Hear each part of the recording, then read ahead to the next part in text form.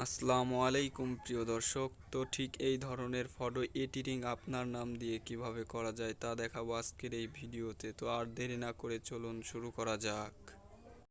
প্রথমেই আপনি আপনার ফোনের প্লে স্টোরে চলে যাবেন। আমি আমার প্লে স্টোরটি ওপেন করে নিলাম। ওখান থেকে আপনার পিকচার ল্যাব অ্যাপটি ওপেন করার প্রয়োজন হবে। যেহেতু আমার পিকচার ল্যাব অ্যাপটি ওপেন করা আছে, ইনস্টল করা আছে, তাই ইনস্টল করলাম না, আপনি অ্যাপটি ইনস্টল করে নেবেন। এখন আপনি চলে যাবেন আপনার ফোনের যে কোনো একটি ব্রাউজারে লিখবেন আরবান জঙ্গল ফ্রান্ড লিখে সার্চ দেবেন। প্রথমে যে ইয়াটা আসছে ওখানে ঢুকবেন। ঢোকার পরে দেখবেন ডান কর্নারে ডাউনলোড অপশন আছে, ওখান থেকে আপনি ফন্টটি ডাউনলোড করে নেবেন।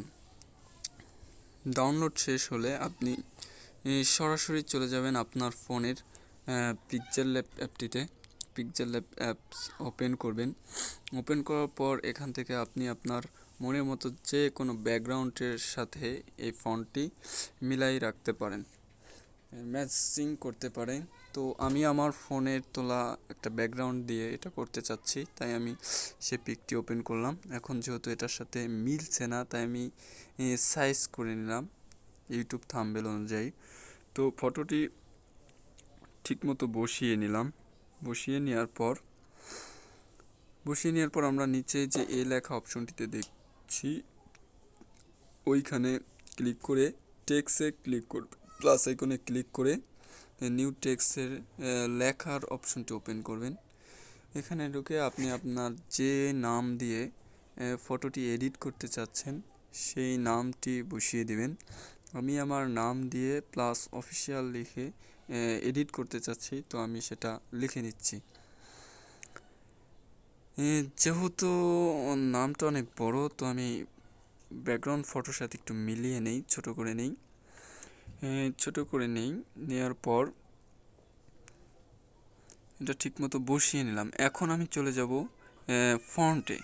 এখন নিচে এটা টান দিয়ে দেখবেন ফন্ট অপশনে যে অনেকগুলো ফন্ট পাবেন, চলে যাবেন মাই ফন্টে যেয়ে দেখবেন আমরা যে ফন্টটি ডাউনলোড করছি সে আরবান জঙ্গল ফন্ট, এটিতে ক্লিক করে ওপেন করবেন।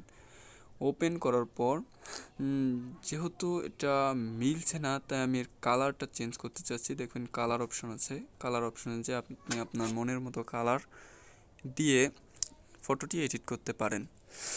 তো আমি কালার চেঞ্জ করে দিচ্ছি আমার ফটোর সাথে ম্যাচিং করে। যেহেতু নামটা অনেক বড় হয়ে গেছে, তাই আমি নামটা একটু ছোট করে নেই, শুধু আমার নামটাই রাখি, বাকিটা না রাখলেও সমস্যা নাই, যেহেতু ফটোর সাথে ম্যাচিং হচ্ছে না, তাই আমি নামটা ছোট করে নিলাম। এখন কালারটা চেঞ্জ করে নিই, যেহেতু ফটোর সাথে ম্যাচিং হচ্ছে না ব্যাকগ্রাউন্ড ফটোর সাথে, আমি কালারটি চেঞ্জ করে ব্ল্যাক দিই। এরপর এই ফটোটি দেখুন এখন সুন্দর লাগছে, তাই সেভ করতে হলে প্লাস আইকনের সাইডে যে অপশনটি আছে সেভ অ্যাজ অপশনে ক্লিক করে কাস্টমে ক্লিক করে আলটা করে ফটোটি সেভ করবেন, তাহলে এইচডি থাকবে। আলটা করে সেভ করবেন, সেভ করলে দেখবেন গ্যালারিতে সেভ হয়ে আছে। দেখুন এই যে এই ধরনের এইভাবে দেখা যাবে।